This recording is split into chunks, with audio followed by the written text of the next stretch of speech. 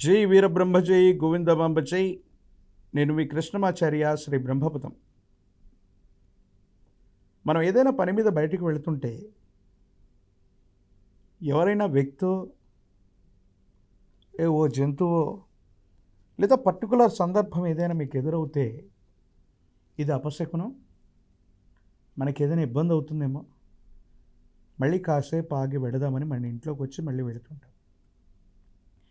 ఎప్పుడైనా మీరు ఇంట్లో నుంచి బయటికి రాగానే కొద్దిసేపటికే మీకు దారిలో ఏదైనా శవం గనక ఎదురొస్తే ఇది శుభమా అశుభమా? చాలామంది అనుకుంటూ ఉంటారు, ఇది అశుభం, శవం ఎదురుపడ్డది, లేదా శవయాత్ర జరిగిన ప్రదేశంలో మనం ప్రయాణం చేయాల్సి వచ్చింది, అశుభకరమైనటువంటి ఫలితాలని మనం పొందుతామన్నటువంటి ఆలోచన మీ మనసు నిండా ఉంటుంది. కానీ శకున శాస్త్రం ఏం చెప్తుందంటే, మీరు వెళుతున్న దారికి అభిముఖంగా ఏదైనా శవయాత్ర గనక, అంటే వ్యక్తి చనిపోయినటువంటి అంతిమ సంస్కారాల కోసం తీసుకెళ్తున్న పార్థివ దేహం మీకు ఎదురొస్తే మీకు శుభం జరగబోతుంది. ఎందుకంటే మానసికమైనటువంటి విషయాల్లో శవం అన్నటువంటి మృత్యువుకు సంబంధించింది. ఈ దేహం అశాశ్వతం. మీ మనసులో మనస్సంకల్పాలు మరింత దృఢమవుతాయి. ఏ వ్యక్తి అయినా చనిపోతే చివరికి ఇదే కదా అన్న నిరాశ నిస్పృహలతో పాటు మనోధైర్యంతో మీరు ఆలోచిస్తారు. మీరు చాలా దృఢంగా తయారవుతారు. అప్పుడు మీ మనసు నిండా కలిగేటువంటి ఆలోచనలు మంచి ఫలితాన్ని కూడా ఇస్తాయి. అలాగే మీరు ఆ రోజు కనుక ఆ శవయాత్ర జరుగుతున్న ప్రదేశంలోంచి ఏ పని మీద అయితే మీరు వెళుతున్నారో అది తప్పకుండా విజయవంతమయ్యే అవకాశం ఉంది. ఆ పని ఖచ్చితంగా పూర్తవుతుంది. మీరు ఆలోచించాల్సిన పని లేదు. శకున శాస్త్రాన్ని అనుసరించి మన పూర్వీకులు చెప్పిన సంప్రదాయం ఏంటంటే,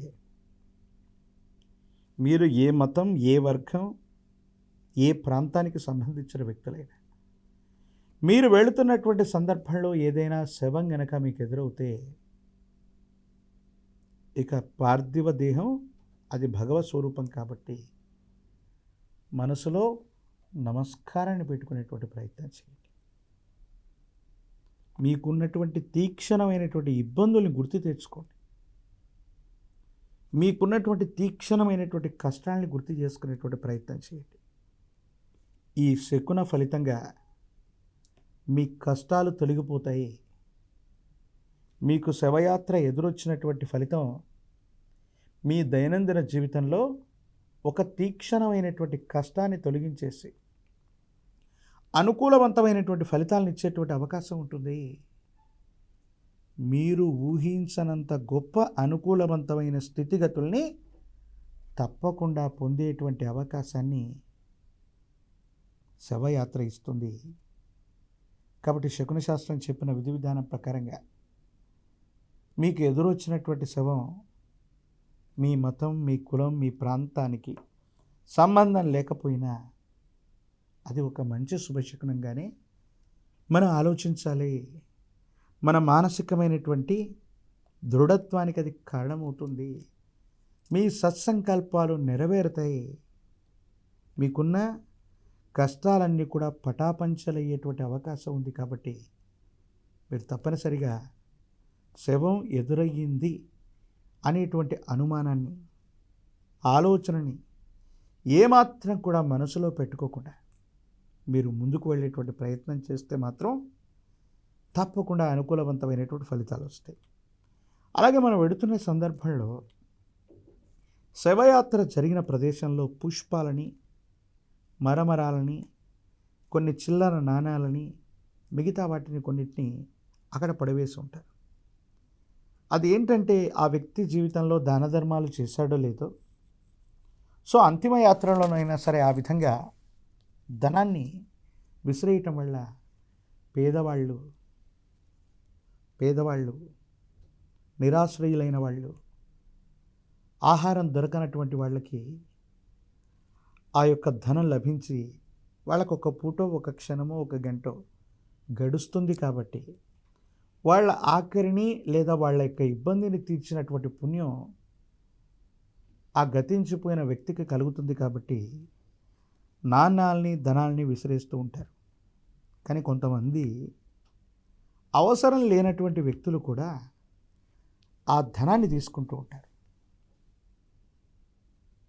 వాళ్ళని సామెతల రూపంలో శవాల మీద చిల్లర ఏరుకునేటువంటి వ్యక్తులు అని మాట్లాడుతుంటారు. అంటే మనకు అవసరం లేకపోయినా, ఆ ధనం మనకు రాకపోయినా మనం జీవించగలం, మన ఆకలి తీరుతుంది. కానీ అంతిమ సంస్కారాలు జరుగుతున్నటువంటి సందర్భంలోకి వెళ్ళి అక్కడ మనకు అవసరం లేనటువంటి వస్తువుల్ని ఏదో రకంగా ఉచితంగా తెచ్చుకోవటం మాత్రం ఇది దోషయుక్తమే. ఇచ్చినటువంటి వాళ్లకు పుణ్యం, మనకు పాపం కలిగే అవకాశాలు గట్టిగా ఉంటాయి.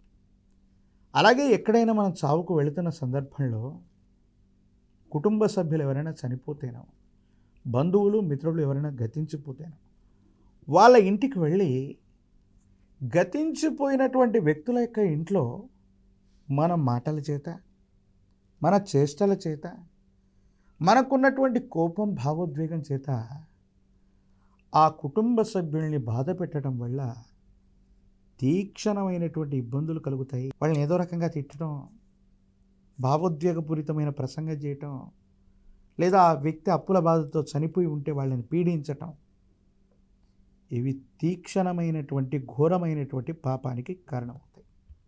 కాబట్టి గతించిపోయినటువంటి వ్యక్తులు సాక్షాత్తు పరమాత్మ స్వరూపాలు.